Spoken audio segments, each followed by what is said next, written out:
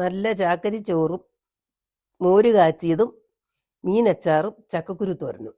നമുക്ക് ചക്കക്കുരു തോരനുണ്ടാക്കാം. ഒരു ചെറുതായിട്ട് അരിഞ്ഞെടുത്തിട്ടുണ്ട്.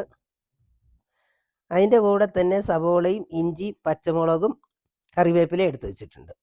കൂടെ ചിരകിയ തേങ്ങയും. ഇനി നമുക്ക് ചട്ടിയെടുപ്പ് വെച്ച് കടുക് മൂപ്പിക്കാം. കടുക് മൂപ്പിച്ചിട്ടുണ്ട്. നമുക്ക് അതിനകത്തോട്ട് അരിഞ്ഞു വെച്ചിരിക്കുന്ന സാധനങ്ങളെല്ലാം ഇട്ട് കൊടുത്ത് ഉപ്പും ഇട്ട് ഇച്ചിരി വെള്ളം ഒഴിച്ച് മൂടി വെക്കാം. തോരൻ വെക്കുമ്പം ചക്കക്കുരു ഇങ്ങനെ കുഞ്ഞായിട്ട് അരിഞ്ഞെടുത്ത ഇഞ്ചി ഉള്ളിയും കരിവേപ്പിലയും തേങ്ങയും എല്ലാം ഇട്ട് തോരൻ വെക്കുന്നതാണ് എനിക്കിഷ്ടം. അപ്പോൾ നമ്മുടെ അടിപൊളി ചക്കക്കുരു തോരൻ റെഡി ആയിട്ടുണ്ട്. ഇനി നമുക്ക് ഇച്ചിരി പച്ച വെളിച്ചെണ്ണയും കൂടെ ഒഴിച്ച് വാങ്ങി വെക്കാം. എന്നാൽ നമ്മുടെ കറിയൊക്കെ കൂട്ടി നമുക്ക് ചോറുണ്ടാക്കാം.